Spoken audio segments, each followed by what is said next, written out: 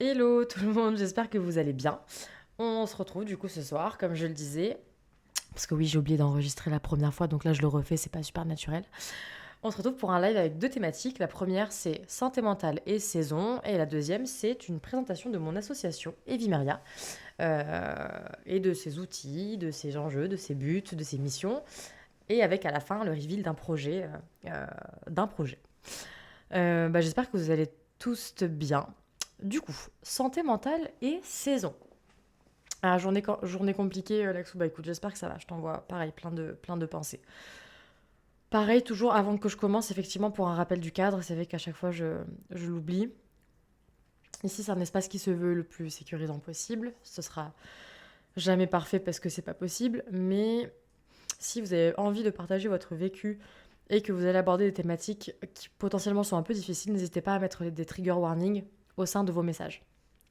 Et pour que chacun et chacune puisse ne pas lire si besoin et si c'est des sujets sensibles pour ces personnes-là. Du coup, santé mentale et saison.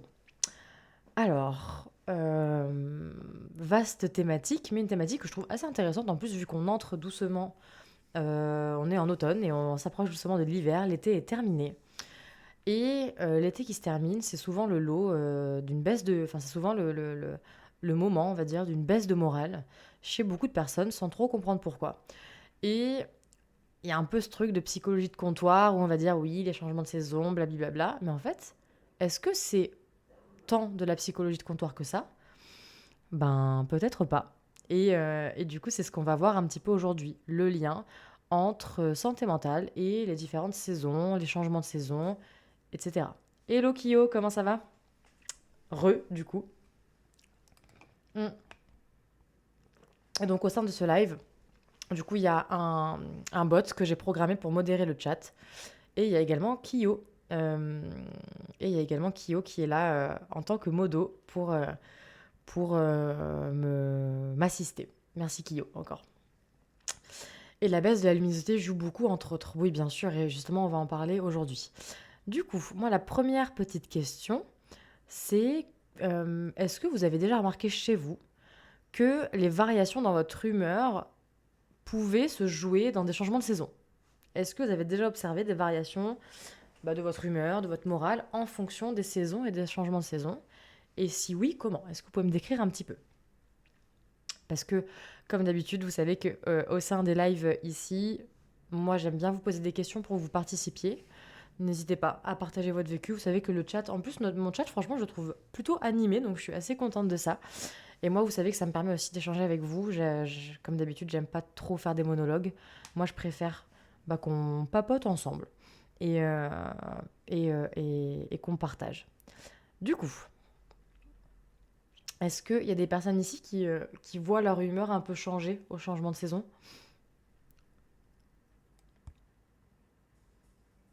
Hmm, ok. Morale qui tombe à zéro. Du coup, pour l'Axou, d'accord. Est-ce qu'il y a d'autres personnes ici qui se sentent un peu, qui se sentent euh, visées, entre guillemets, par cette thématique? Ouais, toujours en automne. Ok. Avec le froid, une sorte de baisse d'énergie physique. Ouais, ok. Ça peut aussi, clairement.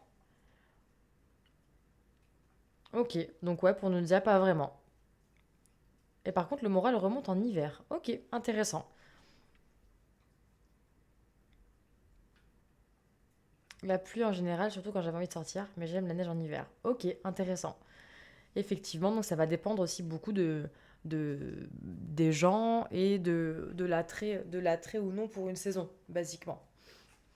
Euh, alors, quand je vous parlais un peu tout à l'heure de psychologie de comptoir, entre guillemets, en fait, c'est pas tant de la psychologie de comptoir. Effectivement, les saisons, elles peuvent en tout cas influencer notre humeur. Et donc parfois même notre comportement.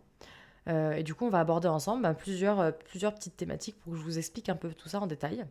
On va voir ensemble comment et pourquoi en fait les saisons elles peuvent affecter notre santé mentale, avec des petites explications que je vais vous donner. Je vous partagerai aussi des études, un peu comme source. Donc j'ai des notes avec moi. Là c'est bon, j'ai pu préparer ce live contrairement au live d'hier. Et je vous donnerai aussi si besoin des petits exemples concrets pour que ce soit peut-être plus clair pour vous. Et on abordera également des petites pistes pour mieux comprendre et gérer, pourquoi pas aussi ces variations-là. Donc n'hésitez pas à partager votre vécu comme d'habitude dans le chat. Moi, vous savez que ça me fait toujours plaisir. Et comme d'habitude, je vais vous poser aussi des petites questions tout au long du live parce que j'aime bien vous faire bosser. Alors, ce qu'il faut savoir, c'est qu'il existe un trouble de l'humeur lié au changement de saison. Ça s'appelle le trouble affectif saisonnier. Est-ce que vous avez déjà entendu parler du trouble affectif saisonnier? Est-ce que vous aviez déjà entendu ce terme? Donc TAS, sinon TAS.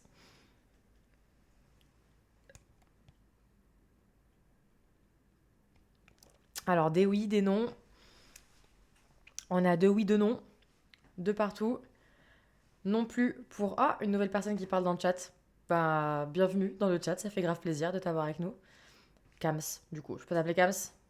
Je sais pas si ça se prononce comme ça, mais je t'appelle Kams, du coup. Le terme seulement, mais il va falloir préciser. Bah, c'est ce que je vais faire, figurez-vous. Imaginez, je vous drop juste un nom sans vous expliquer, ce serait trop bizarre. Alors, donc le TAS, du coup, parce que je vais pas dire trouble affectif saisonnier à chaque fois, donc je vais dire TAS. Donc le TAS, vous en avez peut-être entendu parler sous le terme un peu plus commun de dépression saisonnière. Ça, c'est un terme un peu plus mainstream, comme on dit. Donc c'est un trouble qui survient surtout en automne et en hiver, parce que pour plusieurs raisons, les journées elles raccourcissent, la lumière naturelle elle baisse, et du coup tous ces changements-là, pour certaines personnes, ça peut entraîner des symptômes dépressifs. Comme par exemple une fatigue intense, un manque d'énergie, une perte d'intérêt pour les activités qu'on aime d'habitude, etc., etc.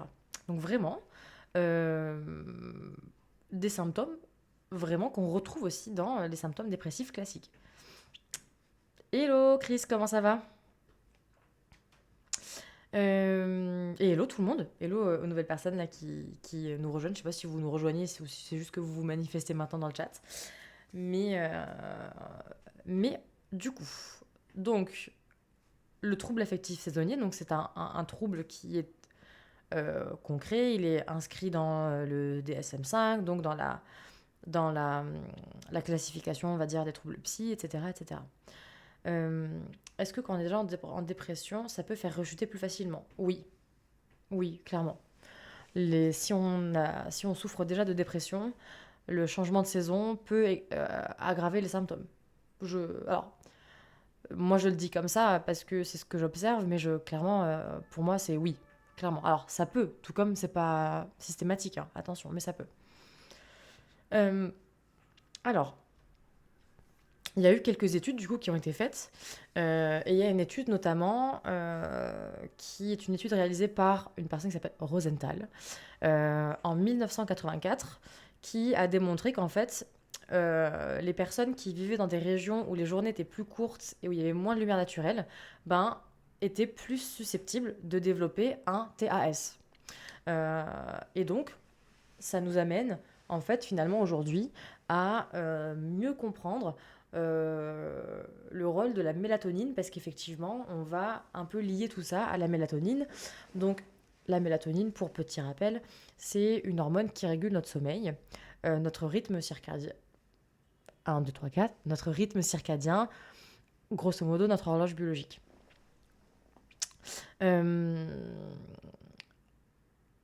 En gros, pour un exemple concret, ça va être par exemple, imaginons une personne qui va habiter en Norvège, avec des hivers qui vont être très longs et très sombres.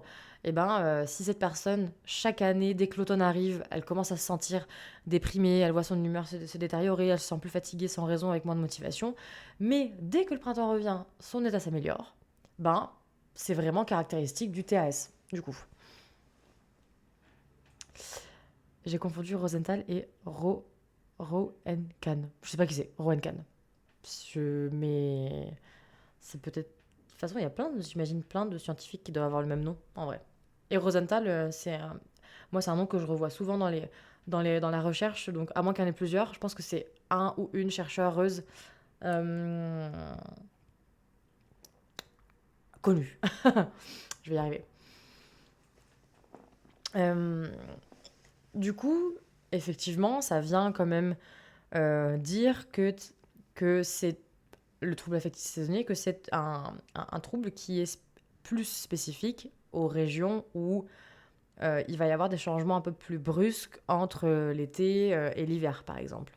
Et effectivement, quand on prend, plus on va au nord, en fait, hein, basiquement, plus les journées sont courtes et plus.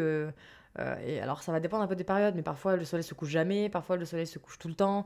Euh, donc, euh, donc alors, dans les endroits où l'hiver, en fait, il fait jour que de 10 heures à 16 heures, ben forcément, euh, ça peut encore plus exacerber ces symptômes inhérents au TAS. En psychogéronto, après j'ai un psychogéronto de ma fac à rapport aux autres endroits. Ah ok, intéressant, le psychogéronto. J'en ai jamais eu en cours, je crois. Et bah écoute, Chris, j'espère que tu profites bien du live en rangeant ta vaisselle. Au moins, c'est un multitâche, je trouve pas le mot, utile. Alors, les symptômes du TAS, donc du trouble affectif saisonnier, ils peuvent être vraiment sérieux, hein, ils peuvent être vraiment intenses, ils peuvent être vraiment extrêmement mal vécus. C'est pas des symptômes à minimiser ou parce que ça appartient à quelque chose de cyclique et qui finit par s'en aller. Mais heureusement, il y a en tout cas des pistes euh, d'accompagnement et des choses qu'on peut mettre en place et qui peuvent aider significativement à réduire ces symptômes et à mieux traverser ces périodes-là. Déjà, un truc très simple, faites comme ma mère à une époque, déménager. Donc, ce qu'il faut savoir pour la petite histoire, c'est que ma mère est flamande, donc elle est 100% produit belge. Elle est extrêmement météo-dépendante. Donc, qu'est-ce qu'elle a fait? Elle a sauté sur l'occasion quand elle a rencontré mon père qui vient du sud de la France. Et elle a évidemment choisi d'habiter dans le sud de la France plutôt qu'en Belgique. Euh, Évidence pour elle qui est extrêmement météo-dépendante. Donc ça, par exemple, effectivement, si on a une humeur qui est extrêmement météo-dépendante, si on peut, dans la mesure du possible, et effectivement, c'est pas possible pour tout le monde, si on peut avoir l'opportunité d'habiter à un endroit plus ensoleillé, où il fait pas non plus -20 l'hiver, etc., etc., c'est quand même un petit peu mieux, dans l'idée. Mm. Et effectivement, psychogéronto, si tu travailles avec des enfants, on est un peu à l'opposé. Mais ça doit être super intéressant, en effet. Du coup, quelques petites pistes pour accompagner les symptômes du trouble affectif saisonnier. Alors, c'est des pistes qui peuvent également avoir un intérêt pour les personnes qui n'ont pas un trouble affectif saisonnier, donc qui n'ont pas un TAS, mais qui vont avoir quand même des changements d'humeur ou une altération négative de l'humeur dans les changements de saison, avec l'hiver, etc. Premier point, première piste, et la plus évidente selon moi, c'est la lumière. La lumière. Euh, En gros, ce qu'il faut savoir, c'est que la lumière, ça a une importance capitale dans euh, la régulation de nos cycles. C'est le régulateur principal de notre horloge biologique. Donc la lumière, elle va influencer la production de sérotonine et de mélatonine. Donc la sérotonine, c'est une hormone, pardon, euh, est l'hormone du bien-être. D'accord. Et la mélatonine, c'est l'hormone qui régule le sommeil. Salut, comment ça va? Faut que je me shoot à la lumière, en fait, c'est ça la solution. Mais bien sûr, la luminothérapie, justement, je vais y venir.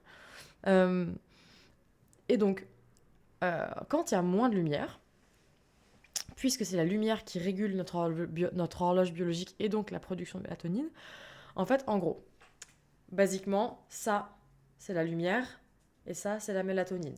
D'accord? Donc, s'il y a beaucoup de lumière, je produis moins de mélatonine.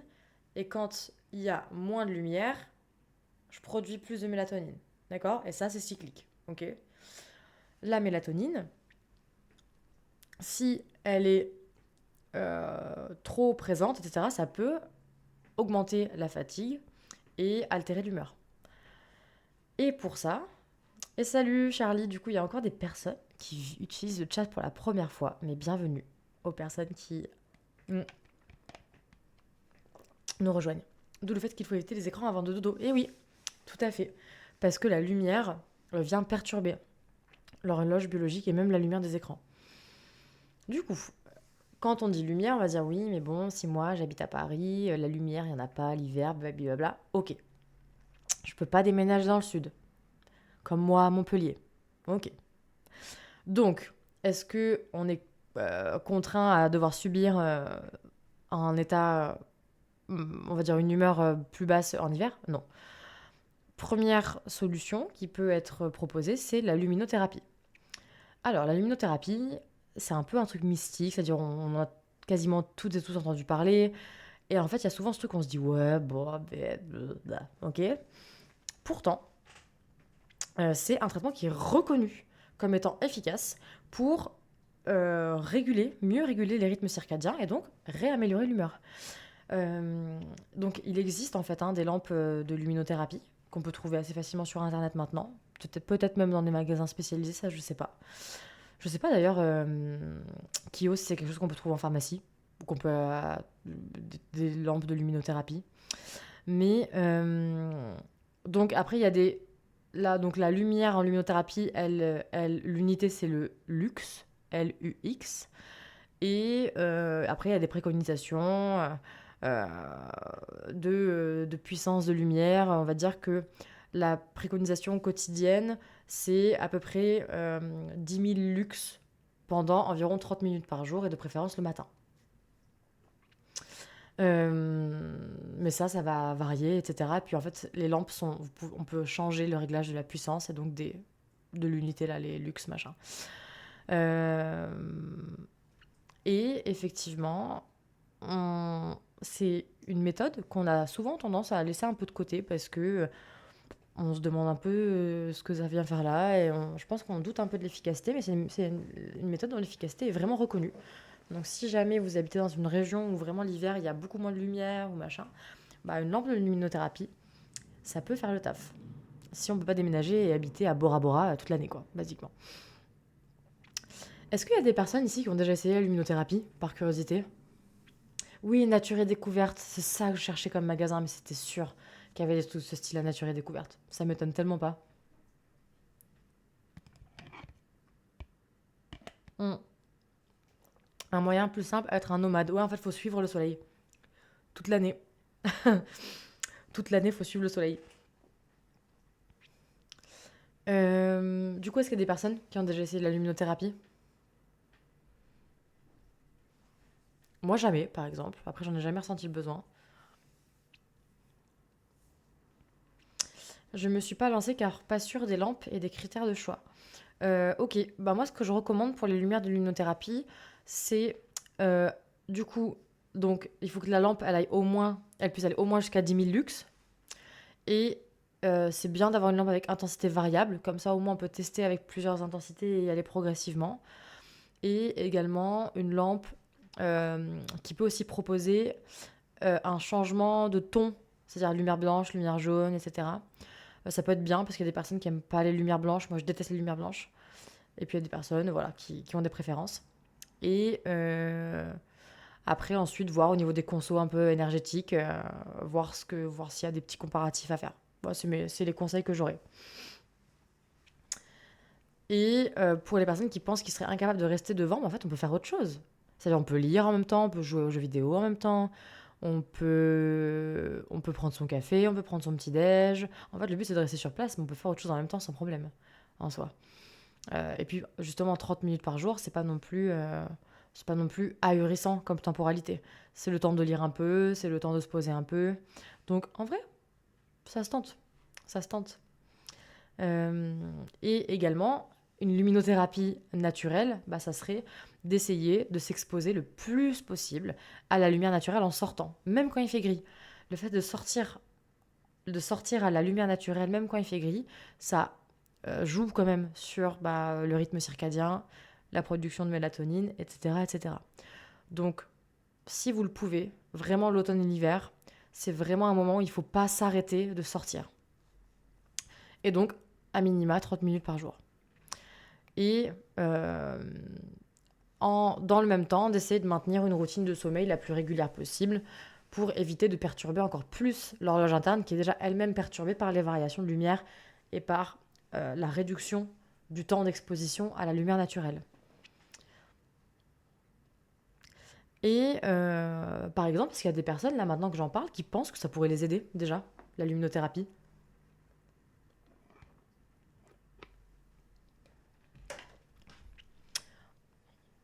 Moi, je la recommande à tellement de gens, dans certains contextes.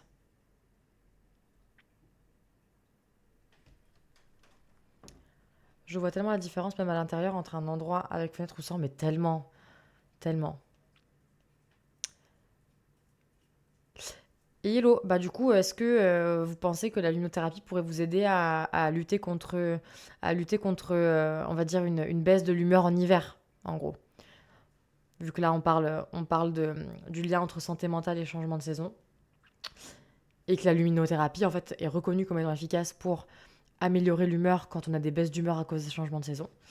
Voilà, ma question c'était ça. Est-ce que vous pensez que l'exposition à la lumière, donc à travers soit une lampe de luminothérapie, soit à travers le fait de sortir plus, bah, ça pourrait vous aider pour les personnes qui seraient justement concernées un peu par les variations d'humeur liées au changement de saison?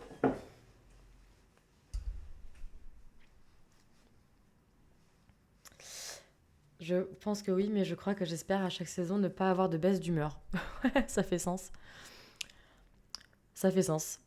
Je préfère l'alimentation de la vitamine D. Ouais, la vitamine D, c'est aussi super, super important, surtout en hiver. Sachez qu'on peut même être carencé en vitamine D l'été, hein. Donc, on peut l'être vraiment, vraiment extrêmement facilement en hiver. Expérimentée et non concluante pour moi la luminothérapie. Ok, ben effectivement, ça va aussi dépendre des personnes. C'est pas l'efficacité d'une méthode est jamais malheureusement à 100%. Sinon, ce serait trop facile. Et espérer à chaque saison ne pas avoir de baisse d'humeur, je sais, hein, c'est un peu le réflexe, c'est un réflexe super humain, quoi. La vitamine D se vérifie avec une prise de sang. Oui, tout à fait. Tout à fait, une prise de sang classique. À la limite, il faut bien préciser au médecin d'indiquer quand même de vérifier la vitamine D, mais oui, sur une prise de sang classique, et c'est un paramètre qui est remboursé, quoi. Donc voilà, c'est pris en charge, quoi, par la sécurité sociale, normalement. Alors, donc là, on a parlé. Est-ce que vous avez des questions, d'ailleurs, excusez-moi, sur le trouble affectif saisonnier, donc la baisse de l'humeur avec l'hiver, etc. Est-ce que vous avez des questions sur soit le TAS ou la luminothérapie?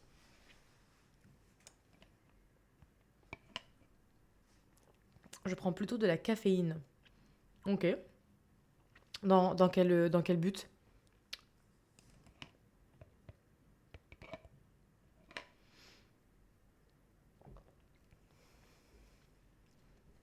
Du coup, pas de questions sur les TAS et la luminothérapie? C'était assez clair pour vous?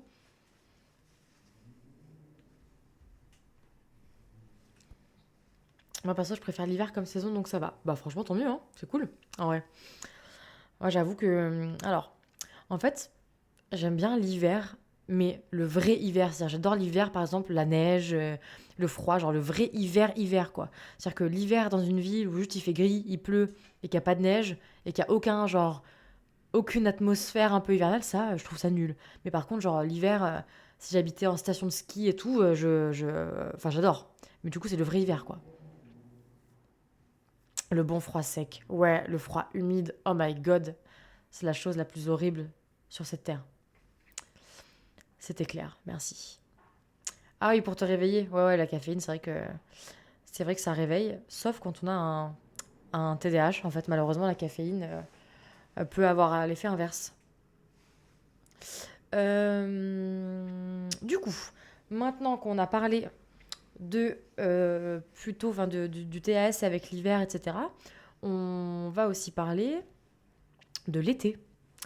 Parce qu'on ne se rend pas compte, mais pour beaucoup de personnes, l'été peut impacter euh, de manière désagréable, de manière négative, la santé mentale. Et c'est un phénomène qui est beaucoup moins connu que la dépression hivernale, c'est l'anxiété estivale. Et est-ce que vous avez déjà entendu parler de l'anxiété estivale? D'abord, je vous pose la question. Bah, si t'as un TDAH, c'est normal, la caféine, ça a pas l'effet escompté pour les personnes avec un TDAH. Oui, oui, ok. Anxiété estivale, j'ai jamais entendu parler. Bah, c'est pas très connu, hein. C'est vrai qu'on parle souvent de dépression hivernale. Mais on parle assez peu de l'anxiété estivale. Donc, effectivement, on a pu observer que certaines personnes se sentaient plus anxieuses en été. Et effectivement, ça paraît un peu contre-intuitif quand on a l'image de l'été joyeux, ensoleillé, sans problème, les vacances, on oublie les tracas, blablabla. Mais l'anxiété estivale, elle s'explique en fait. Salut copain, comment ça va? L'anxiété estivale, elle s'explique par des phénomènes très simples. Le premier phénomène, c'est la chaleur excessive. La chaleur excessive, ça peut rendre le sommeil difficile et le manque de sommeil augmente l'anxiété. Donc en fait, c'est un effet boule de neige. Euh, Surtout quand il fait 40 degrés dehors que tu peux pas sortir, c'est chelou. Bah ouais, carrément. Carrément. La chaleur excessive, en fait, est un facteur anxiogène pour beaucoup de personnes. Parce que ça signifie avoir beaucoup plus de difficultés à sortir. Du coup, rester enfermé chez soi. Bah, chez soi, il fait quand même chaud. Moins bien dormir la nuit. Être plus fatigué. Et donc, être plus anxieux. Et yes, ouais, ça va bien. Ça va bien aussi. Euh, Et également, parfois, il peut y avoir une forme de pression sociale à paraître heureux en été, parce que c'est l'été, etc. Mais si l'été, c'est une période un peu compliquée pour nous, ben, cette pression sociale à devoir paraître heureux, enjoué, blablabla, ben, ça peut aussi, en fait, augmenter l'anxiété indirectement. Euh, et il y a une étude, il y a même plusieurs études, mais il y a une étude notamment qui a été menée en 2018 par un chercheur, je crois, qui s'appelle Selvi, et qui a exploré en fait les effets de la chaleur sur les troubles du sommeil et sur l'anxiété. Et effectivement, ils se sont rendus compte au sein de cette étude que les nuits trop chaudes, ça pouvait accentuer l'anxiété. Donc, et les symptômes anxieux de manière générale. Et travailler effectivement quand il fait chaud, en fait, dites-vous toujours que c'est plus facile de se réchauffer que de se rafraîchir. C'est-à-dire, se réchauffer, on peut accumuler les couches de vêtements, etc. Se rafraîchir, une fois qu'on n'a plus aucune couche qu'on peut enlever, et qu'on a toujours chaud, c'est là où en fait on peut vraiment se sentir un peu en détresse ou un peu en difficulté. Et honnêtement, mal dormir à cause de la chaleur, pendant plusieurs mois, ça peut avoir un impact énorme parce que la fatigue est un facteur aggravant à la santé mentale. Du coup, est-ce que on peut avoir quelques petites pistes pour gérer cette anxiété estivale? Déjà, il va y avoir des pistes extrêmement pragmatiques, mais ce serait d'essayer au maximum de créer un environnement le plus frais possible chez vous. On peut parler des fameux ventilateurs qui ne font que déplacer de l'air chaud la plupart du temps, mais aller en Islande, exactement. Le problème de l'Islande, c'est que ça coûte tellement cher sur place. Tu vas acheter un paquet de pâtes de 500 grammes, te coûte 6 euros. C'est vraiment, les prix en Islande sont aberrants. Parce que c'est une île, quoi. Mais donc d'essayer de créer un environnement frais. Et la chaleur a un impact, quand on pense à un médicament. Et effectivement, il y a plein de traitements qui aussi nécessitent de ne pas s'exposer au soleil.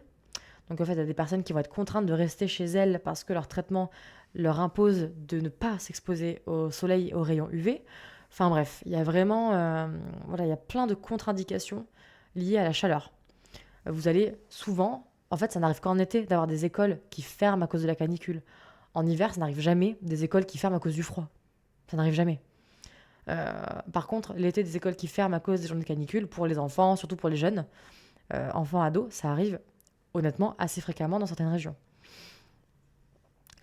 Du coup, donc les petites pistes d'accompagnement, donc créer un environnement frais chez vous au maximum, ventilateur, rafraîchisseur d'air, climatiseur mobile si c'est possible, et surtout d'éviter les activités, quelles qu'elles soient, les plus intenses aux heures les plus chaudes.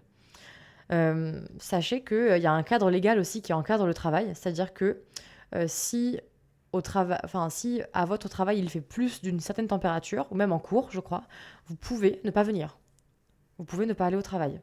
Alors, je ne veux pas dire de bêtises, il faudrait que je regarde un petit peu ça un peu plus en détail. Mais c'est assez encadré. Je crois que c'est pour les étudiants, pardon. Ou je sais plus. Je crois qu'il y a quelque chose comme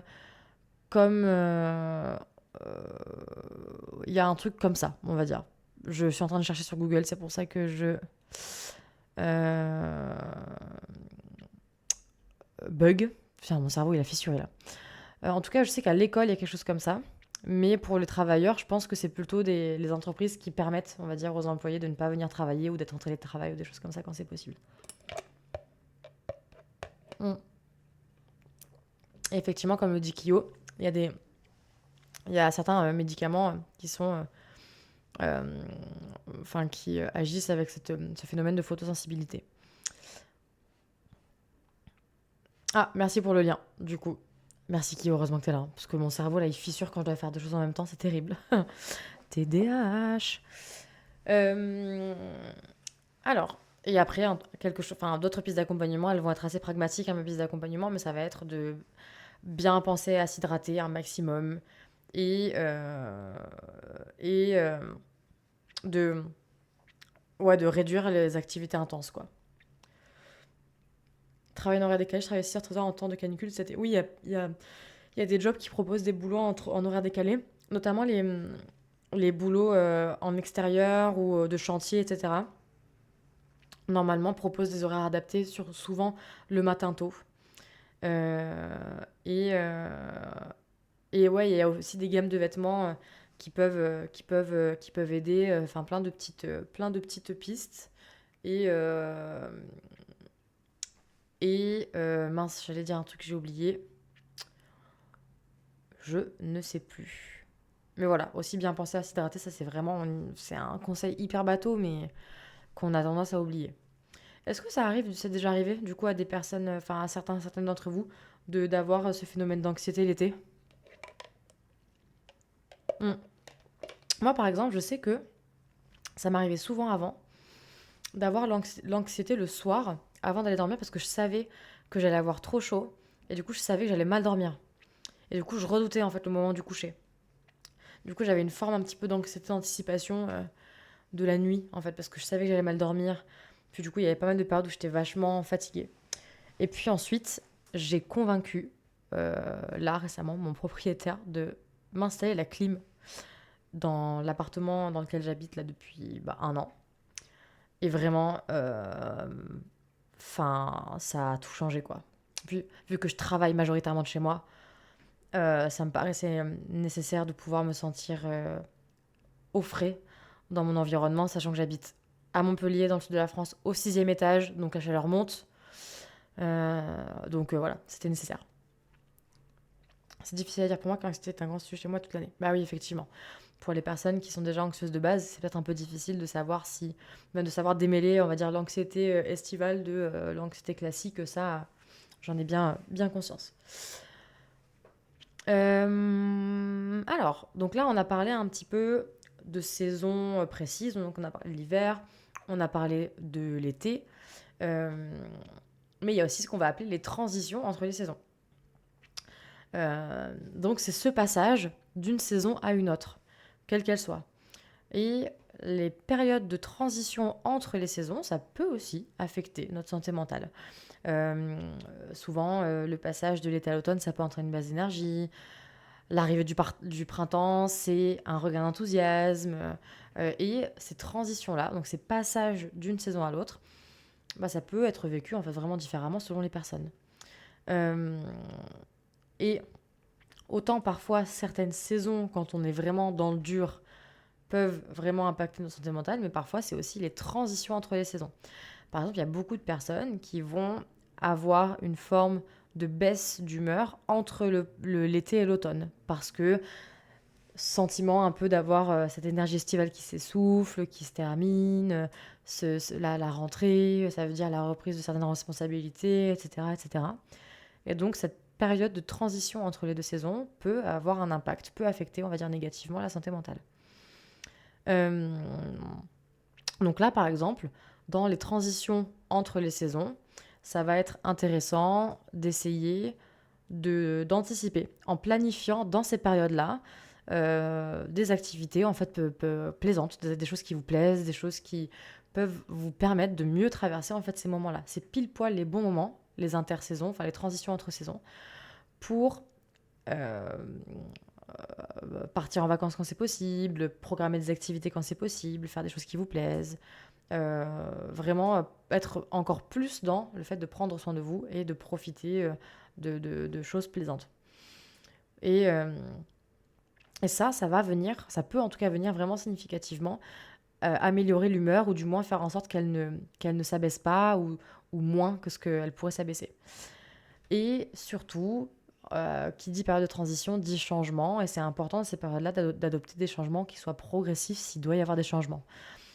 Parce que parfois les changements brusques participent aussi à altérer négativement la santé mentale.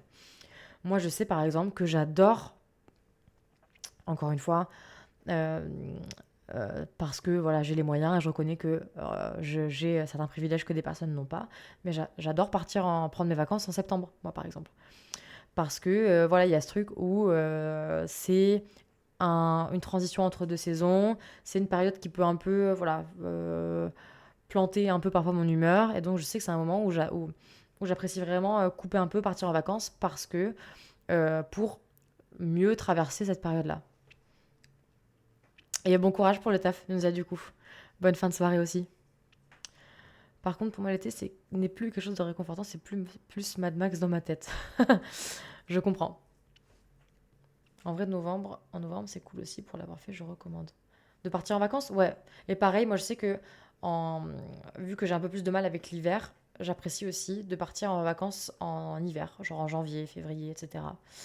Et encore une fois, parce que voilà, je peux le faire et que, bien sûr, j'ai encore une fois, j'ai conscience que j'ai certains voilà, privilèges qui me le permettent, ne serait-ce que d'avoir les moyens de le faire. Mais c'est vrai que maintenant, depuis quelques années, en janvier, je pars toujours en vacances dans un endroit où il y a du soleil et où il fait beau. Et en fait, je me rends compte que ça coupe mon hiver et que ça me permet vraiment de mieux supporter l'hiver, la grisaille, etc. Parce que ça me permet de couper et de vraiment faire ce plein de lumière et de luminothérapie. Euh, le truc que je déteste le plus, c'est les changements d'heure. Alors, les changements d'heure, il y a plein de pays qui ne le font pas. La France, on est encore un des rares pays à le faire. Je comprends pas pourquoi. Ça me dépasse un peu, honnêtement. Et d'ailleurs, je me souviens qu'on devait supprimer le changement d'heure et qu'un jour, ils ont dit ah bah non, on peut plus supprimer le changement d'heure à cause du Covid.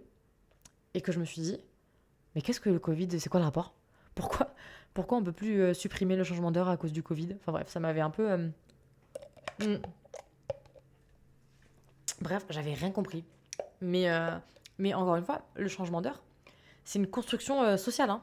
Je sais pas pourquoi on a choisi de changer d'heure, mais enfin, on choisit à certains moments de changer l'heure. Moi, j'ai toujours pensé que c'était un peu un truc de tout puissant, quoi. C'est-à-dire, ok, waouh, on est des êtres humains, on a un cerveau, on a une raison, on est des êtres supérieurs, donc on peut changer le cours du temps, on peut changer l'heure. Mais on est qui en fait? On est qui basiquement pour changer le temps? Bon, après, on va partir sur un truc très philosophique de qu'est-ce que le temps, qui a inventé le temps, les unités de temps, les blablabla. On va partir sur ça, mais bref, voilà, je sais pas pourquoi je m'emballe sur le changement d'heure, mais je trouve que ça sert à rien, voilà.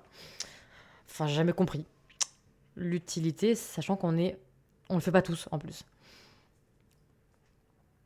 Il me semble qu'il y a un impact sur les consommations d'énergie. Oui, ça m'étonne pas, ça m'étonne pas. Effectivement, parce que ça veut dire qu'à un moment donné, soit on va arriver à la nuit plus tôt, ou la nuit va s'en aller plus tard.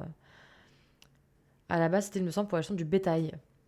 Et oui, mais le monde avance. Le monde avance. Et tout le monde n'est plus en train de gérer du bétail dans son quotidien, quoi.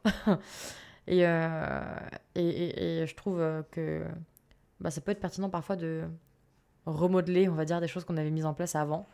Parce que les temps évoluent et les modes de vie évoluent aussi, quoi. Et hello, Tiff, comment ça va? Du coup, est-ce que j'en étais avant mon petit laïus sur le changement d'heure. J'en étais, oui. Donc le fait que les changements de saison pouvaient aussi impacter la santé mentale. Est-ce que vous avez un petit peu des questions sur tout ça ou est-ce que c'était clair? Au final, c'est assez rapide hein, parce que j'ai pas forcément grand-chose à dire de plus dans l'idée. Et au final, c'est pas plus mal que ce soit un sujet que je n'ai pas fait seul sur un seul live, parce que sinon le live aurait été bien court. Et du coup, ça va me laisser du temps pour parler ensuite de Evimeria pour les personnes que ça intéresse, donc mon asso. T'as tout raté. Bah, t'as raté la partie santé mentale et saison. Mais comme d'habitude, c'est dispo Enfin, ce sera dispo en replay sur YouTube. Normalement, est-ce que... Ah, j'ai plein de retard sur les lives YouTube, mais il faut que je poste tous ceux que j'ai pas postés. Et du coup, est-ce qu'il y a des personnes, pardon, mon cerveau fissure. Est-ce qu'il y a des personnes du coup qui ont des questions sur toute la question un peu globale de santé mentale et changement de saison? Je veux les infos. J'ai dit que j'allais donner des infos? Quelles infos? Quelles infos? Je viens de voir que pendant la Seconde Guerre, il y avait une différence d'heure entre la zone occupée et libre. Ah ouais? Mais quel enfer! Ah ouais? Eh ben, il devait pas s'en sortir, hein? T'imagines pour mettre des plans, des stratégies en place entre les zones? Alors, ok, on va faire ça à 19h. Ok, mais mon 19h, c'est mon 18h. Ok, donc à 18h. Mais non, mais mon 18h, c'est mon... Ah. Ça devait être bien galère. Pas de questions, juste un merci. Avec plaisir. Du coup, si vous n'avez pas plus de questions, c'est complètement ok, d'ailleurs. Et pareil, hein, là, si pendant que je suis en train de parler un peu d'Evimeria, vous avez des questions qui vous reviennent sur ce dont on a parlé avant, il n'y a, y a vraiment pas de souci. Hein. Faudra pas hésiter à les poser. Du coup, est-ce qu'il y a des personnes ici qui n'ont jamais, au grand jamais, entendu parler de mon asso Evimeria, du coup? Pour ça, il faut vraiment pas du tout me suivre sur Instagram. Ok, quand même. Quand même des personnes qui n'en ont pas entendu parler. Effectivement, c'est vrai que j'en parle pas non plus hyper souvent non plus en story. Non, jamais. Ouais, c'est ça. Ouais. Ah, tu me suis depuis peu. Ok. Et j'allais montrer le site justement Kio, donc en façon, je vais partager mon écran. Comme ça, on va regarder un petit peu ensemble. Aperçu du coin de l'œil. Du coup, donc en fait, ce que je vais faire, c'est que je vais vous partager mon écran et puis comme ça, je vous montrerai un petit peu le site. Ça imagera un petit peu mes propos. Alors, on va faire comme ça, n'est-ce pas? Waouh, incroyable les changements de scène. Du coup, déjà, les petites couleurs orange, violette, voilà, vous devez comprendre maintenant que c'est un peu genre mes couleurs de référence, quoi. Et parce qu'il y en a marre des trucs de psy qui sont toujours bleus. Vous avez jamais capté que les sites de psy ou de santé mentale sont souvent genre bleu ou vert? Et en fait, moi, c'est un code couleur que je trouve que voilà, en tout cas qui me correspond pas, qui est selon moi, pour moi, ce que j'aime à moi, que je trouve fade. J'ai pas dit que les couleurs bleu et verte étaient fades, mais moi, par rapport à mon énergie et à ce que j'ai envie de transmettre, je trouve ça fade. Du coup, ouais, bleu et blanc, mais il y a du bleu partout. Le bleu, c'est vraiment la couleur de la santé mentale, mais en fait, pour moi, le bleu, c'est la couleur de la dépression, quoi. C'est le blues, typiquement, le blues. Le blues, blue, c'est bleu. Enfin bref, voilà, au début, j'avais un site en bleu. En plus, il était bleu-vert. Franchement, j'ai abusé. Mais en fait, enfin, je trouvais ça... Bref. Violet et orange, ça me paraissait mieux. Et... Donc, Evimeria, pardon, à chaque fois, je me pars dans des débats toute seule. Evimeria. Alors, Evimeria, c'est une association que j'ai créée en 2022 et qui est vraiment active, on va dire, depuis fin 2023, début 2024. C'est une association dont l'objectif est de promouvoir l'accès à des outils, à des ressources en santé mentale qui soient plus inclusifs. Qu'est-ce que j'entends par inclusif? J'entends des outils et des ressources auxquels un maximum de personnes peuvent s'identifier. Donc là, je parle à toutes les minorités discriminées, ou du moins un maximum. Je parle des personnes qui sont éloignées du système de soins, donc les personnes précaires, les personnes appartenant à des communautés discriminées, donc communautés LGBT, personnes racisées, personnes handicapées, etc. Bref, personnes qui sont éloignées du système de soins classique et des outils de soins classiques, parce que la plupart du temps, ces outils ou les institutions de soins ne sont pas inclusives, peuvent être parfois même discriminantes et ne comprennent pas toutes les problématiques que peuvent vivre ces personnes. Et moi, c'est vraiment une problématique que j'ai observée dans ma pratique et en tant qu'être humain. Et j'avais vraiment envie de pouvoir créer un espace, un lieu, qu'il soit virtuel ou des lieux parfois qui soient réels, et qui puisse proposer une autre vision de la santé mentale et des outils, des événements, etc. Donc, l'asso Evimeria, elle se veut engagée, inclusive, solidaire, non jugeante, LGBT friendly. Ça, c'est un peu les valeurs principales. Par exemple, regardez, j'ai mis en événement sur le site les lives qu'on fait, qu'on fait actuellement. Bref, je ne vais pas vous lire, on va dire, tout le site, mais ce que va faire l'asso, donc de manière générale, c'est-à-dire qu'on va avoir, on va dire, des missions principales qui sont en construction. Donc, ce qu'il faut savoir, c'est que l'asso, elle est encore toute jeune, c'est une asso bébé, et on n'est pas encore hyper présent, on n'a pas encore développé beaucoup d'outils, on n'a pas encore participé à beaucoup d'événements, mais l'idée, c'est vraiment de pouvoir développer le projet encore et toujours plus loin géographiquement et toujours pour plus de monde. Du coup, donc, la mission principale, c'est de promouvoir des outils en santé mentale et de la psychoéducation avec une perspective inclusive, bienveillante, non jugeante, etc.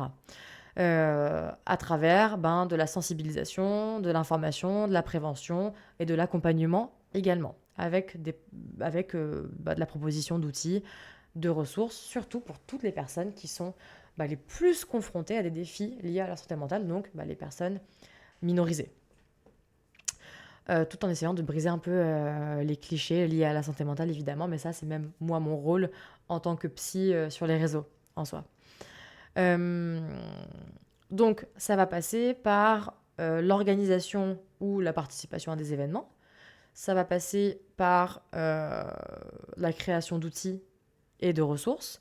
Et ça va passer par même potentiellement à terme, ça c'est pas encore le cas, mais de la formation pour les acteurs et actrices en santé mentale. Donc le projet aussi d'Evimeria, c'est de pouvoir former les thérapeutes, de pouvoir former les entreprises, de pouvoir former les institutions à ces nouveaux défis en santé mentale que sont l'inclusivité, le travail sur les violences systémiques, les enjeux et les spécificités vécues par les minorités et les communautés minorisées discriminées. Et oui, et la formation, ça devrait arriver, j'espère, assez vite. J'ai un projet à ce sujet qui n'est pas le projet que je voulais reveal aujourd'hui, mais qui fera partie des projets de l'asso. Donc du coup, comme je disais, mission principale, j'ai perdu la page, donc c'est de promouvoir, on va dire, la santé mentale et la psychoéducation, de favoriser l'accès à des outils, et donc l'organisation et la participation à des événements. Et la participation à des événements, elle se fait de plusieurs façons. Elle peut se faire sous forme d'ateliers, sous forme de conférences, sous forme de séminaires, et également sous forme d'espaces d'accueil en santé mentale. Par exemple, Evimeria intervient depuis cette année sur des festivals de musique. C'est-à-dire qu'en fait, on intervient sur des festivals de musique en tenant ce qu'on appelle une safe zone, qui est un endroit où on va pouvoir recevoir des gens qui auraient des problématiques concernant la santé mentale sur le lieu du festival. Ça pourrait être des problématiques liées à des violences, à des agressions, à une mauvaise gestion des consommations, etc. Et ça, l'association Evimeria a déjà commencé à intervenir sur des festivals de musique et continuera. Il y a d'autres il y a d'autres participations Evimeria. Il y en aura une à Montpellier encore là le 31, et puis il y en aura d'autres de prévues l'année prochaine, et même en fin d'année. Donc du coup, donc je vous parle aussi d'outils et de ressources. Donc comme je vous le dis, il n'y en a pas encore beaucoup sur le site, mais donc là dans les ressources, comme vous voyez sur le petit écran, On va avoir plusieurs choses. Donc, on va avoir des outils gratuits qu'on regardera après. Et on va avoir par exemple aussi des articles qui vont aborder en fait des thématiques. Donc là, on est vraiment sur de la psychoéducation.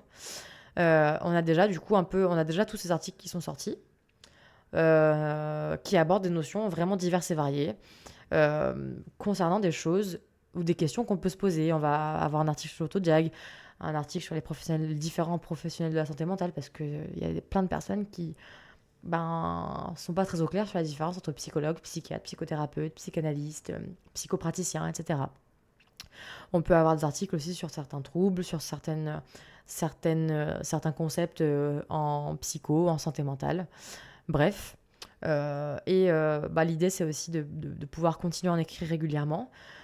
Pour ça, je suis assistée de Emma, du coup, qui travaille avec moi en alternance et qui m'aide vraiment beaucoup sur la création des ressources, parce que ça demande du temps. Euh, Floki râle, je ne sais pas pourquoi. Floki veut monter sur mes genoux. Ah, tu veux dire bonjour Floki? Attends, hop. Interlude Floki. Alors, qu'est-ce que vous avez à dire sur la santé mentale? Hein? Rien de spécial? Non? Pas bavarde celle-là, hein. Oula. Pas bavarde. Du coup, alors, faut qu'elle s'installe, faut qu'elle s'installe. Ok, c'est bon. Donc, les articles, donc ils sont classés par catégorie, on peut les rechercher, etc. Enfin bref, là, il n'y en a pas encore beaucoup, mais le but, c'est qu'on puisse les agrémenter. Euh, et, et qu'on puisse avoir également à terme aussi des bénévoles qui auraient différentes casquettes intéressantes en santé mentale et qui pourraient participer à la rédaction d'articles. Tu parlais d'Emma. Oui, tout à fait. Emma, qui bosse avec moi en alternance et qui est vraiment un bras droit incroyable et que je remercie chaque jour parce qu'elle m'est d'une aide extrêmement précieuse.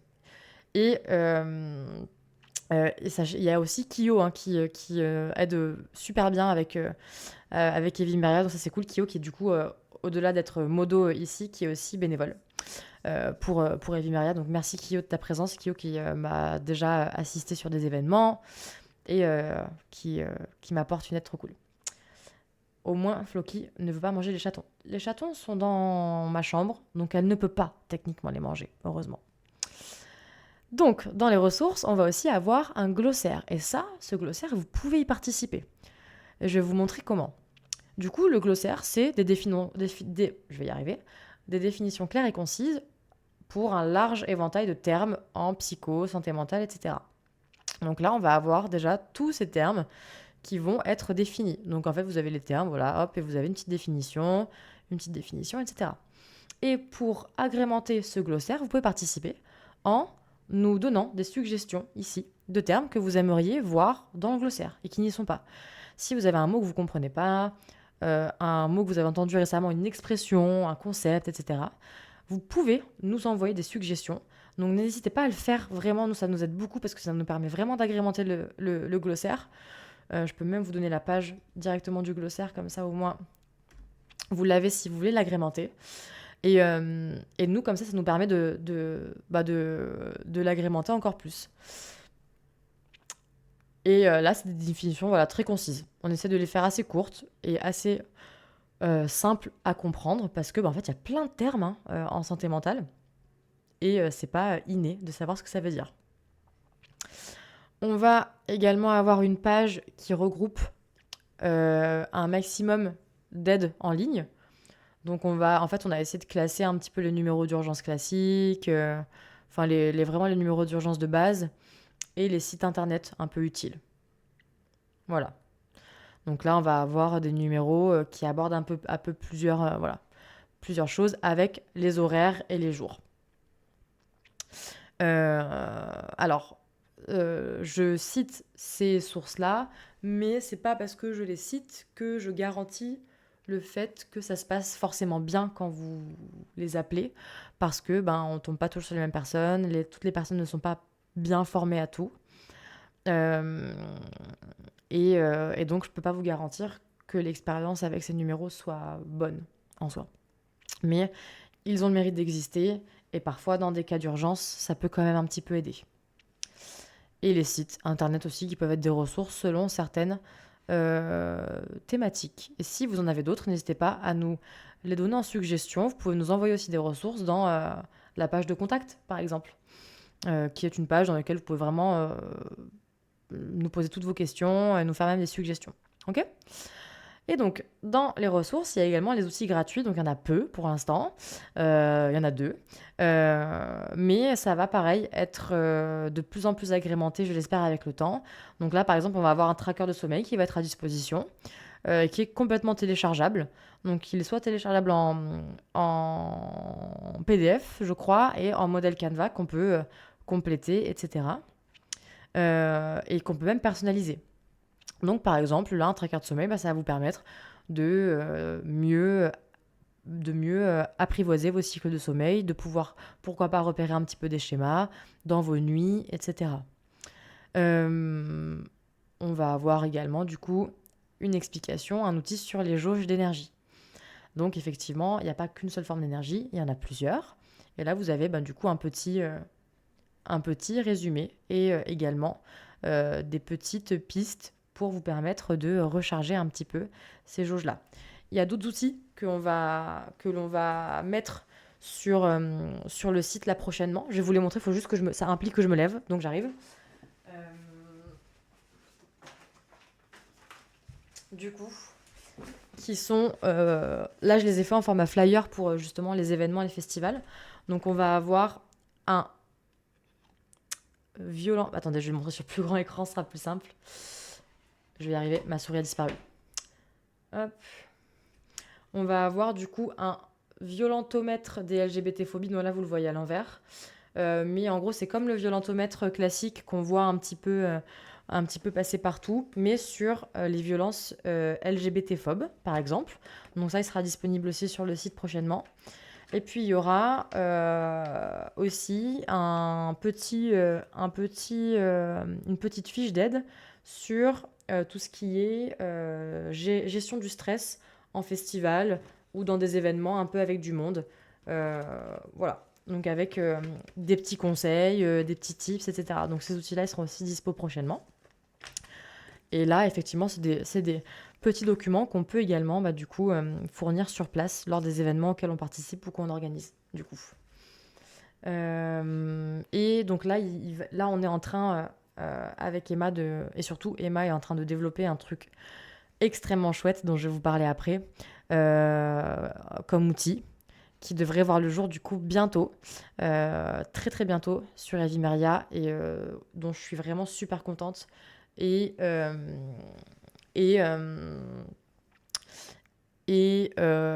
où une énorme partie du mérite revient à Emma, parce que c'est elle qui conçoit cet outil depuis plusieurs semaines maintenant. Donc, au niveau des outils, des ressources, on y est. Également, chez Evimeria, on a une équipe de psy. Donc, l'équipe psy, qu'est-ce que c'est ? L'équipe psy, simplement, c'est pour les personnes qui cherchent un ou une psychologue et qui n'ont pas de suivi de psy, qui chercheraient un ou une psy qui soit la plus sécure possible sur des thématiques spécifiques, surtout liées aux notions, encore une fois, d'inclusivité, de compréhension de certaines violences systémiques, compréhension des enjeux des communautés minorisées, etc. Je me suis associée de 3 super très chouettes psys qui, du coup, peuvent être disponibles pour les personnes qui auraient besoin d'un suivi psy. Alors, évidemment, du coup, c'est payant. Donc, c'est des consultations à tarif un peu classique, mais ça permet d'avoir une base de thérapeutes qui incarnent vraiment les mêmes valeurs que moi et qui sont sensibilisés, comme je le disais, et alignés à certaines valeurs, donc LGBT-friendly, inclusivité, non-jugement, contre les discriminations et les violences de toutes sortes, engagement, etc. etc. Elles sont trop chouettes, elles ont du coup des spécialités différentes également. Donc Clara qui est beaucoup plus spécialisée dans l'anxiété, Maureen qui est plus spécialisée dans les thérapies humanistes, et Anastasia qui est plus spécialisée dans l'accompagnement des neuroatypies, donc TDAH, etc. Et le but, c'est que cette équipe aussi, elle grandisse. Donc sur l'équipe Psy, vous pouvez un petit peu voir tout ça, comment ça fonctionne, et prendre des rendez-vous en fait directement sur le site avec les différentes praticiennes, les tarifs, etc. Sachant qu'on a voulu pouvoir adapter un petit peu les tarifs. Donc certaines thérapeutes proposent des consultations d'une heure ou de 45 minutes, justement, qui seront à un tarif plus bas pour essayer de s'adapter au mieux euh, aux ressources financières, même si il faut bien que l'association elle vive et qu'elle puisse emmagasiner un peu de trésorerie pour pouvoir développer d'autres projets. Donc on ne peut pas malheureusement tout rendre gratuit. Et également, il faut savoir qu'il y aura également de présence sur le site à terme certains outils payants. La plupart seront à prix libre. Ça permettra aux personnes qui ont peu de moyens de pouvoir se procurer ces outils facilement. Et pour les personnes qui auraient un peu plus de moyens et qui voudraient vraiment aider l'association en faisant un don et en nous amenant cette aide financière, de pouvoir aussi nous filer un petit coup de main. Donc il y aura des outils à prix libre également de bientôt disponibles. Parce que, en fait, tout ce travail que moi je fais, je vais dire que Emma fait. Bon, Emma, elle est employée, donc elle a un salaire. Mais on va dire, moi, tout ce travail que je fais pour l'association, pour l'instant, je le fais complètement bénévolement. Déjà. Et en plus de ça, pour l'instant, l'asso propose un maximum de choses gratuites. Et il faut bien que l'asso, pour développer des projets, puisse avoir un peu des fonds et de la trésorerie. Donc d'ailleurs, et d'ailleurs, on peut également sur le site directement faire des dons à l'association, dons qui sont déductibles du coup de 50% au niveau des impôts, si je dis pas de bêtises. On a également une petite boutique en ligne aussi parce qu'on propose du coup des produits. Pareil, ça va être agrémenté very soon. Et là, du coup, par exemple, on a le site a bugué, c'est bon.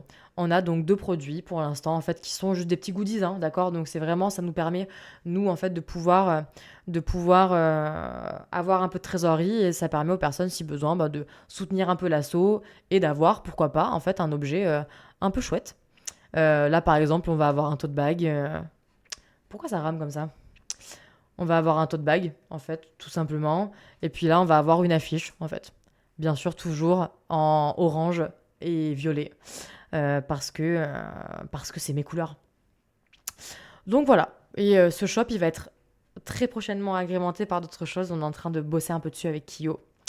Et donc, en fait, ça, c'est un moyen assez, entre guillemets, facile pour nous pour pouvoir avoir un peu pour pouvoir développer d'autres projets en fait en soi parce que les bénéfices qui sont liés aux achats en fait ils nous permettent de financer les futurs projets et de financer la création de plus d'outils, la création de plus de ressources, etc.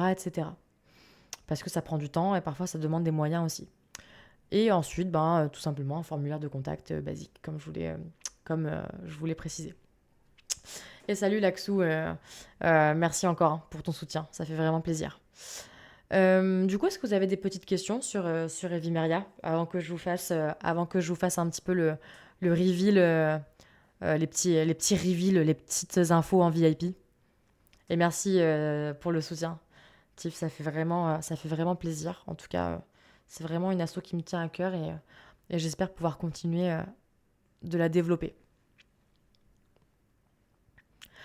Là, par exemple, on a organisé une soirée à Montpellier. Pour vous dire un peu les événements qu'on fait, on a organisé une soirée à Montpellier pour le before de la Pride, donc de la marche des fiertés à Montpellier. Donc, c'était une soirée avec un bingo meet. Donc, c'était un bingo qui permettait aux gens de se rencontrer, donc que j'ai construit avec Emma. Et bon, il faut savoir, petite info, je suis aussi DJ à mes heures perdues, donc je mixe. Et donc, voilà, ça mélangeait événements de rencontres safe et événements musicaux. Donc voilà, on peut aussi organiser des événements festifs parce que moi j'adore faire la fête. Donc autant joindre l'utile à l'agréable. Et sachez qu'il y a aussi un serveur Discord qui existe si besoin. Voilà un petit peu. Du coup, pas de questions par rapport à Evimeria. Je peux passer direct un peu au petit reveal des petites infos.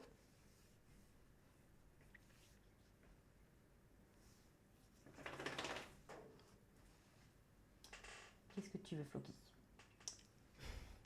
Floki, elle s'impatiente. Je sais pas si elle veut monter sur mes jambes. Tu veux monter? Non? Ok. C'est une très belle association. Bah oui, j'en suis contente en tout cas, merci. C'est cool, ça fait plaisir d'avoir vos retours. Est-ce que vous auriez des suggestions du coup, ou des choses que vous aimeriez voir par exemple? Que ce soit en article, que ce soit en ressources, en outils? J'ai du mal à voir la différence entre psy et psy-clinicien dans l'article. Hop. Mais en fait, en gros, un psychologue clinicien, c'est un psychologue qui va prendre en charge les troubles psy, tandis qu'un psychologue tout court, bah, il peut ne pas prendre en charge de patients. C'est-à-dire qu'il y a des psychologues qui ne prennent pas en charge des patients, qui font de la recherche, qui font plutôt juste des évaluations, des questionnaires. Tandis qu'un psychologue clinicien, c'est vraiment un psychologue qui va faire de la thérapie, de l'accompagnement, etc.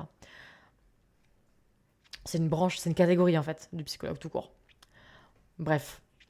Du coup, alors, Reveal, c'est un psy avec une clinique. Effectivement, c'est dans le terme. Je plaisante. Mais oui, en tout cas, c'est vrai que c'est pas facile de différencier un peu tout, d'où le fait qu'on ait fait cet article. Et du coup, s'il y a des personnes qui ont un peu des suggestions ou des sujets qu'elles aimeraient bien voir abordés dans les articles ou dans les ressources, n'hésitez pas, hein.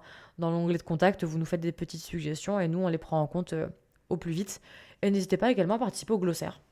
Nous, ça nous fait toujours des ressources en plus à fournir à vous et aux autres, au passage. Alors, premier projet à plus court terme qui devrait arriver bientôt. Je ne sais pas si ça concerne des personnes ici, mais ça peut. Et là, encore une fois, pour le coup, le mérite revient quasi entièrement, voire totalement entièrement à Emma qui s'occupe de réaliser ce projet. On va monter tout un dossier d'aide et d'accompagnement à la réalisation d'un dossier MDPH. Donc un dossier MDPH, c'est tout un dossier qu'on doit fournir pour envoyer une demande d'aide à la maison départementale des personnes handicapées, afin de pouvoir, pour les personnes qui auraient besoin d'aide financière, d'une reconnaissance travailleur handicapé, d'une allocation d'adulte handicapé, etc. Enfin bref. Donc le dossier pour les demandes d'aide auprès de la MDPH sont des dossiers qui sont extrêmement difficiles à faire seuls. Ce qui est d'ailleurs un peu un comble, je trouve, parce qu'on demande à des personnes handicapées de réaliser un dossier absolument horrible à remplir. C'est long, il faut voir plein de praticiens. C'est... Enfin, c'est... Pardon, j'éteins la bougie parce que ça commençait à sentir trop fort, ça me donnait mal à la tête.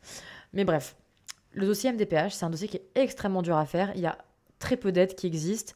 Et si en plus vous tombez sur un médecin ou un psychiatre qui le remplit à moitié, bref, ça amène souvent des personnes à voir leur demande refusée et à être complètement découragées et donc potentiellement à ne pas avoir accès à des aides dont elles auraient besoin et auxquelles elles auraient droit. Du coup, on va bientôt lancer tout un dossier d'aide, mais vraiment le plus complet possible. Comment remplir chaque section, des exemples de phrases types, des ressources, des modèles de lettres pour faire les recours, une explication, on va dire, des termes, une explication des sections, enfin bref, un dossier complet d'accompagnement au remplissage du dossier MDPH pour permettre aux personnes de faciliter et de vraiment faciliter en fait la réalisation et le fait de compléter leur dossier. Et ça, vraiment, je suis trop contente de pouvoir proposer cet outil-là qui devrait arriver bientôt. Parce que je sais qu'il pourra en tout cas aider beaucoup, en tout cas j'espère, de personnes. Et vraiment, ça demande un taf monstre. Emma travaille dessus depuis plusieurs semaines, pour vous dire. Bon, pas à temps plein parce que il y a d'autres choses à faire, mais en tout cas, Emma travaille dessus depuis vraiment longtemps. Et ensuite, moi, je repasserai, on va dire, dessus pour vraiment faire la version finale. Mais voilà, je suis super contente de ce projet qui devrait sortir, en vrai, bientôt. Là, fin d'année maximum, octobre-novembre, quoi.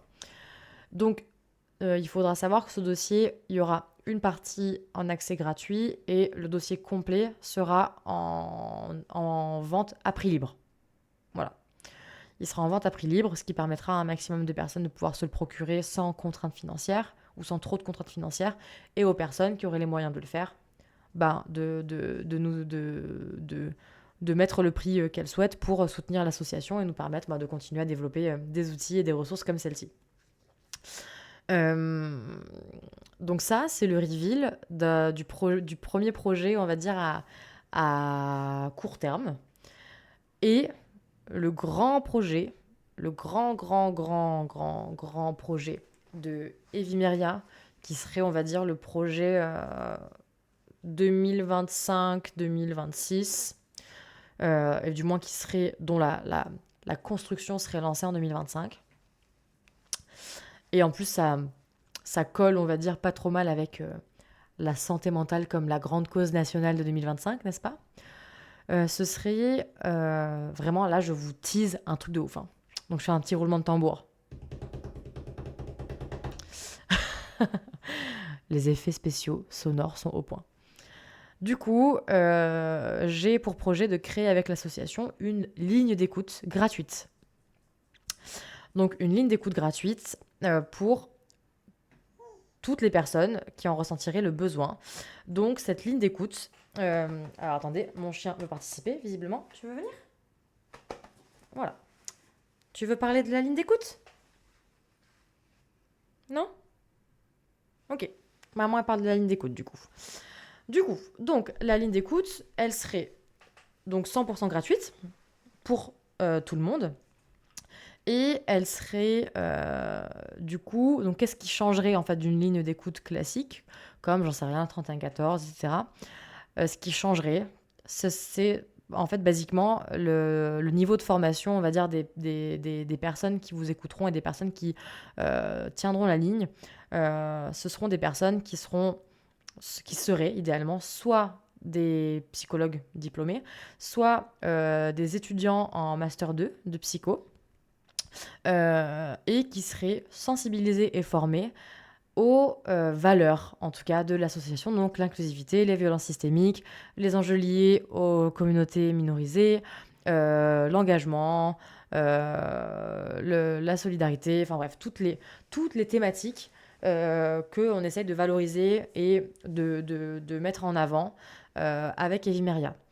Donc ce serait du coup complètement LGBT-friendly, complètement adapté à un maximum de personnes qui vivraient des problématiques liées aux enjeux de leur communauté ou de leur milieu ou enfin bref, de juste qui ils sont, quoi, basiquement. Et ça, vraiment, c'est un projet qui me tient à cœur de ouf et que j'ai depuis un certain temps. Donc ça, c'est un projet qui va demander du taf et qui va demander du temps avant de pouvoir être concrétisé parce que c'est un projet qui va demander de l'argent. Basiquement, parce que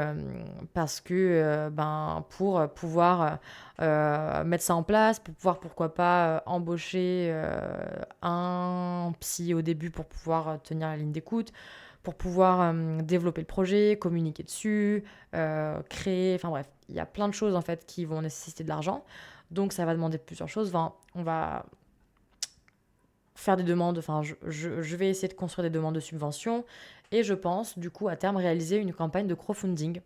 Donc une campagne, vous savez, vous savez, certains projets qui se développent passent souvent par des campagnes de crowdfunding pour récolter des fonds au début pour le lancement, en échange de contreparties ou en échange de petits cadeaux. Donc je pense qu'on passera par une campagne de crowdfunding au début pour pouvoir avoir une trésorerie de départ qui nous permette de développer le projet assez rapidement. Donc, pourquoi pas d'embaucher quelqu'un et de pouvoir avoir des fonds pour l'aspect aussi logistique, pratique, parce qu'il faut que les personnes qui tiennent la ligne d'écoute soient équipées et du matériel, etc. Pourquoi pas que l'association ait son propre local, pour si jamais il y a des personnes qui travaillent en présentiel, etc. etc. Mais voilà, la ligne d'écoute, donc, qui s'appellerait probablement Écoute Psy, parce que encore une psy, équipe psy, voilà, qui s'appellerait probablement Écoute Psy à remanier, je ne sais pas si ça s'appellera Écoute Psy, mais c'est le nom en tout cas que j'ai un petit peu en tête. Désolée, mon chien pleure à mes pieds, je ne sais pas pourquoi. Mais voilà, c'est le gros projet de 2025-2026, je l'espère. Ça va me demander un taf énorme, donc il faut que je m'organise un petit peu pour pouvoir créer tout ça et mettre tout ça en place. Mais ce serait cette ligne d'écoute, 100% gratuite. Donc au début, la ligne d'écoute sera évidemment pas en 24 heures sur 24, 7 jours sur 7. La ligne d'écoute commencera à être disponible sûrement à des créneaux spécifiques certains jours de la semaine. Et le but, c'est qu'en se développant, on puisse proposer des créneaux de plus en plus grands, de plus en plus de jours par semaine, etc. etc.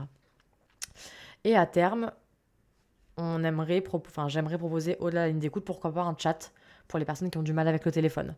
Donc un chat en fait aussi disponible et qui puisse ben, être aussi une vision avec une vision plus inclusive parce qu'il y a des personnes qui ne sont pas à l'aise avec le téléphone et donc de pouvoir avoir ligne d'écoute plus chat.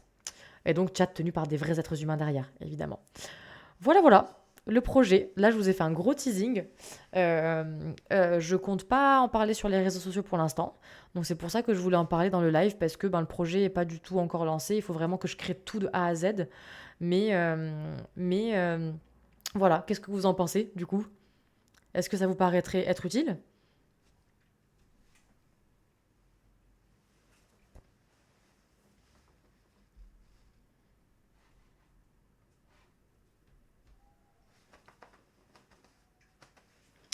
Attendez, parce que mon chien, je comprends pas ce qu'elle veut là. Ah, elle veut un câlin. Je crois que Floki est d'accord pour la ligne d'écoute. Génial. Bon, trop cool. En vrai, ça fait plaisir en tout cas d'avoir vos retours et votre engouement. Ça fait vraiment super plaisir. Et des psychopraticiennes pour aider, former en privé. Oui, pourquoi pas? En vrai, je suis fermée à peu près à rien. Mais vu que le projet est vraiment encore à l'état, même pas embryonnaire, euh, je peux assez difficilement dire aujourd'hui de quoi est-ce qu'on aura besoin. Donc là, la première étape, ça va être de construire ce qu'on appelle un peu un, un cahier des charges, une présentation de projet pour pouvoir ensuite créer la campagne de crowdfunding et pouvoir faire des demandes de subvention. Donc il y a tout à faire. Et on aura un peu plus de visu une fois qu'on aura déjà estimé un peu les besoins, autant les besoins financiers que les besoins humains, etc., etc. Et donc ce qu'il faut savoir, c'est que pour tout ça, l'asso, elle a besoin aussi de bénévoles. Donc des bénévoles pour assister à de la création d'outils, pour participer pourquoi pas à des événements, pour voilà, participer à de la création et au développement de projets. Donc toute aide est la bienvenue. Pour aussi par exemple participer à la modération du serveur Discord. Enfin bref, on ne manque jamais de bénévoles, donc si c'est des choses qui peuvent vous intéresser à terme, il n'y a pas de truc figé. Ça peut être bénévole une fois, ça peut être bénévole dispo un an, 6 mois, un jour, une heure. Vraiment, on, on- on est ouvert à n'importe quelle forme d'aide pour continuer de se développer et également à travers les dons, comme je le disais. Donc, si c'est quelque chose que vous pouvez partager à votre entourage, dont vous pouvez parler à des gens à qui ça intéresserait, n'hésitez pas. En tout cas, tout est dispo sur le site asso-vimeria.fr. Et puis voilà, est-ce que vous avez des questions du coup sur l'asso et les projets?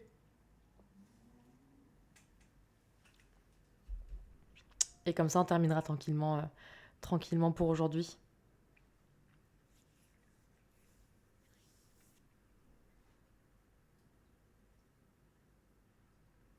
Non, pas de questions du coup, parce que je sais pas à quel point il y a un lag entre le chat et moi. C'est limpide. Parfait. Trop bien. Et au final, c'était pile poil, hein, parce qu'on arrive à 22 heures doucement. Donc, si c'est OK pour vous, c'est OK pour moi. En tout cas, ça m'a fait vraiment plaisir de vous parler de mon projet, de mon petit bébé, que j'essaye de porter au mieux. Et donc, si vous avez des questions, même sur l'asso ou sur ce dont on a parlé aujourd'hui, vous pouvez soit écrire directement sur le site de l'asso, soit m'écrire en DM sur Instagram. Ça, vous le savez, hein, moi, j'essaie d'être la plus dispo possible, donc il faut vraiment pas hésiter. Merci, du coup, de votre participation aujourd'hui. Comme d'habitude, vous êtes toutes et tous géniaux. Ça me fait vraiment plaisir de pouvoir échanger avec vous. En plus, on commence à être une bonne petite team, là.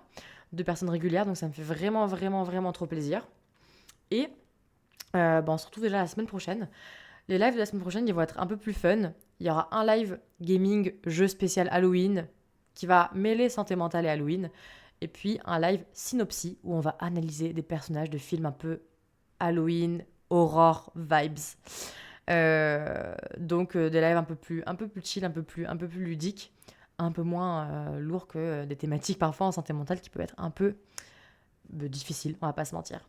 Donc j'ai déjà trop hâte de vous retrouver la semaine prochaine pour les prochains lives sur Twitch. Donc mardi et mercredi prochain de 20h30 à 22h comme d'habitude. Merci encore pour tout, c'était trop chouette. Et prenez soin de vous surtout et du coup je vous souhaite une bonne soirée. Salut!